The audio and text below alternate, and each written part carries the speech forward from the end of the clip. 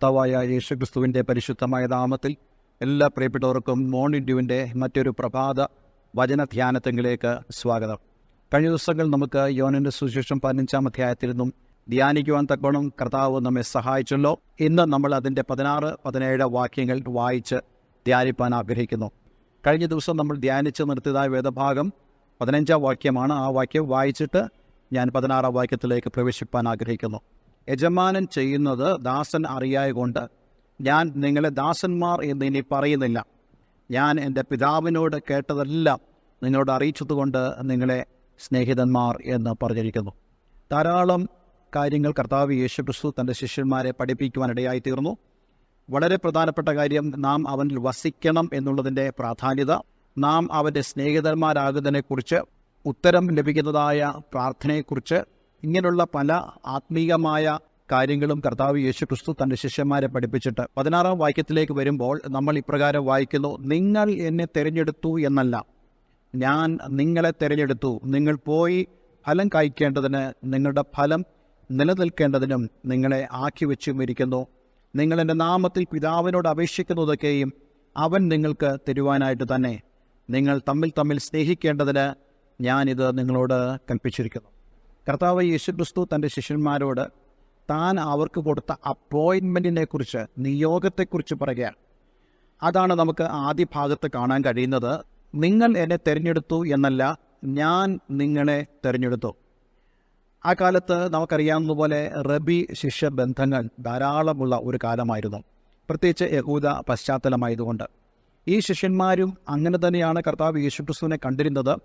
അവർ അവനെ റബിയായി കണ്ടു. മാർത്ത തൻ്റെ സഹോദരിയോട് പറഞ്ഞല്ലോ, റബി വിളിക്കുന്നു, ഗുരു വിളിക്കുന്നു. അപ്പോൾ കർത്താവ് യേശുക്രിസ്തുവിനെ റബിയായിട്ടാണ് അവർ കണ്ടിരുന്നത്. പക്ഷേ റബിമാരും ശിഷ്യന്മാരും തമ്മിലുള്ളൊരു ബന്ധമല്ല കർത്താവ് യേശുക്രിസ്തു ഇവിടെ വിഭാവനം ചെയ്യുന്നത്. സാധാരണയായിട്ട് ധാരാളം റബിമാർ ആ പശ്ചാത്തലത്തിലുണ്ട്. ശിഷ്യന്മാർക്ക് അവർക്ക് ഇഷ്ടമുള്ള റബി അടുക്കിലേക്ക് പോകാനും പഠിക്കുവാനും ശിഷ്യത്വം സ്വീകരിപ്പാനും കഴിയും. പക്ഷേ ഇവിടെ കർത്താവ് യേശുക്രിസ്തു താൻ കൊടുക്കുന്ന ശിഷ്യത്വത്തെക്കുറിച്ച് വളരെ ഡിഫറൻ്റ് ആയിട്ടുള്ള ഒരു ആശയമാണ് പറയുന്നത്. നിങ്ങൾ റബിമാരെ തിരഞ്ഞെടുക്കുന്നത് പോലല്ല ഞാൻ നിങ്ങളെ തിരഞ്ഞെടുത്തിരിക്കുന്നത്. നിങ്ങൾക്ക് എന്നെ തിരഞ്ഞെടുക്കുവാനും കഴിയത്തില്ല. പകരം ഞാൻ നിങ്ങളെ തിരഞ്ഞെടുത്തു. അപ്പോൾ ഞാൻ നിങ്ങളെ തിരഞ്ഞെടുത്തു എന്ന് പറയുമ്പോൾ കർത്താവ് യേശുക്രിസ്തുവിൻ്റെ സ്വമേധയായിട്ടുള്ള തീരുമാനമാണ് ഈ ശിഷ്യന്മാരെ തിരഞ്ഞെടുക്കുക എന്ന് പറയുന്നത്. ആരുടെയും റെക്കമെൻഡേഷൻ അല്ല. ഇന്നും കർത്താവ് അങ്ങനെയാണ് ആളുകളെ തിരഞ്ഞെടുക്കുന്നത്. നമുക്ക് കർത്താവ് യേശുക്രിസ്തുവിനെ തിരഞ്ഞെടുക്കാൻ കഴിയത്തില്ല. കർത്താവ് നമ്മളിൽ പ്രസാദിച്ചെങ്കിൽ മാത്രമേ നമ്മൾ തിരഞ്ഞെടുക്കപ്പെടുകയുള്ളൂ. പക്ഷേ അതേസമയം തന്നെ നമുക്കറിയാം, ഇന്ന് അനേക ആളുകളും കർത്താവ് യേശുക്രിസ്തുവിലേക്ക് കടന്നു വരുന്നത് അവരുടെ ജീവിതത്തിലെ രൂപാന്തരങ്ങളിലൂടെയാണ്. അവരുടെ മാനസാന്തരത്തിലൂടെ, അനുതാപത്തിലൂടെ അവർ കർത്താവ് യേശുക്രിസ്തുവിലേക്ക് കടന്നു വരുമ്പോൾ ദൈവത്തിൻ്റെ വചനം വളരെ വ്യക്തമായി പറയുന്നു, പിതാവ് ആകർഷിച്ചിട്ടല്ലാതെ ആർക്കും പുത്രൻ്റെ അടുക്കിലേക്ക് കടന്നു വരുവാൻ കഴിയത്തില്ല. അതുകൊണ്ട് കർത്താവ് യേശുക്രിസ്തുവിനെ നമ്മൾ തിരഞ്ഞെടുത്തതല്ല, അവൻ നമ്മളെ തിരഞ്ഞെടുത്തു. പക്ഷേ എന്തിനാണ് തിരഞ്ഞെടുത്തത്? അടുത്ത വാക്യം പറയുന്നു, നിങ്ങൾ പോയി ഫലം കായ്ക്കേണ്ടതിന്, നിങ്ങളുടെ ഫലം നിലനിൽക്കേണ്ടതിനും നിങ്ങളെ ആക്കി വെച്ചുമിരിക്കുന്നു. രണ്ട് പ്രധാനപ്പെട്ട കാര്യങ്ങളാണ് ഇവിടെ യേശു പറയുന്നത്. നിങ്ങൾ പോയി ഫലം കായ്ക്കണം. എന്താണ് പോയി ഫലം കായ്ക്കുക എന്ന് പറയുന്നത്? ആ വാക്യം വായിക്കുമ്പോൾ നമ്മുടെ ചിന്തകളിലേക്ക് ഓടി വരുന്നത്, നാം യാത്ര ചെയ്യണം, നാം സുവിശേഷം പറയാൻ പോകണം, നമ്മൾ എവിടെയെങ്കിലും പോകണം. പക്ഷേ എന്നുള്ള ഒരു അർത്ഥത്തിലല്ല ഇവിടെ കർത്താവ് ഉപദേശിക്കുന്നത്. മറിച്ച് അതിൻ്റെ മൂലപദത്തിൻ്റെ അർത്ഥമെന്ന് പറയുന്നത്, നാം ജീവിക്കണം, നാം ജീവിച്ച് ഫലം കൊടുക്കണം എന്ന് പറഞ്ഞാൽ കർത്താവ് യേശുക്രിസ്തുവിൽ വസിച്ചുകൊണ്ട് നാം ജീവിക്കണം. ജീവിക്കുമ്പോൾ തന്നെ നമ്മളിൽ നിന്നും ഫലം പുറപ്പെടേണ്ടത് ആവശ്യമാണ്. പലപ്പോഴും ഒരു ഇവാഞ്ചലിസ്റ്റിക് ആയിട്ടുള്ള ഒരു ചിന്ത പല ആളുകളിലും ഉണ്ടാകാറുണ്ട്. അങ്ങനെ അല്ല എന്ന് ഞാൻ പറയുന്നില്ല. പക്ഷേ ഇവിടുത്തെ പ്രധാനപ്പെട്ട ഉദ്ദേശം എന്ന് പറയുന്നത് കേവലം സുവിശേഷീകരണം മാത്രമല്ല, അതിനേക്കാൾ ഉപരി നമ്മുടെ ജീവിതത്തിലൂടെ പുറപ്പെടുവിക്കുന്നതായ ഫലങ്ങളാണ്. അത് പിതാവിൻ്റെ മഹത്വത്തിന് വേണ്ടിയാണ്.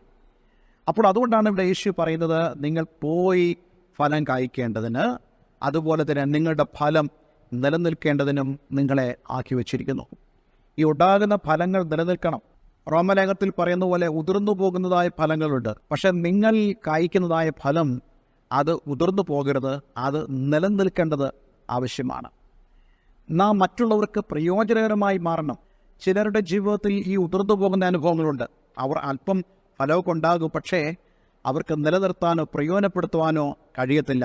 കഴിഞ്ഞ ദിവസം നമ്മൾ ചിന്തിച്ചതുപോലെ അനേക ക്രൈസ്തവരായ ആളുകളും അവർക്ക് കർത്താവ് യേശുക്രിസ്തുവിലുള്ള ആ വസിക്കലിൻ്റെ അനുഭവത്തിലേക്ക് കടന്നു വരാൻ കഴിയാതെ അവർ ആയിരിക്കുന്നു. അതേസമയം തന്നെ അവർ ലോകത്തെയും ഒക്കെ ത്യജിച്ച് പാപത്തിൻ്റെ സ്വഭാവത്തെ അവർക്ക് ടേസ്റ്റ് ചെയ്യാൻ, അനുഭവിക്കാൻ കഴിയാതെ ഒരു വല്ലാത്ത പരുവത്തിൽ ഇരിക്കുന്നതായ ആളുകളുണ്ട്.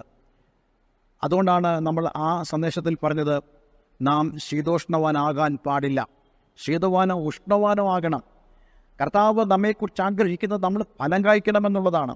അതുകൊണ്ടാണ് നമുക്കിവിടെ കാണാൻ കഴിയുന്നത്, നിങ്ങളുടെ ഫലം നിലനിൽക്കേണ്ടതിനും നിങ്ങളെ ആക്കി വച്ചിരിക്കുന്നു. I have appointed U.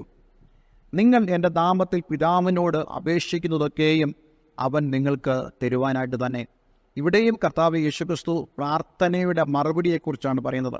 നമ്മൾ അപേക്ഷിക്കുന്നത് ദൈവം നമുക്ക് തരണമെങ്കിൽ ദൈവത്തിൻ്റെ ആ വ്യവസ്ഥ പ്രകാരം നമ്മളായിരിക്കണം.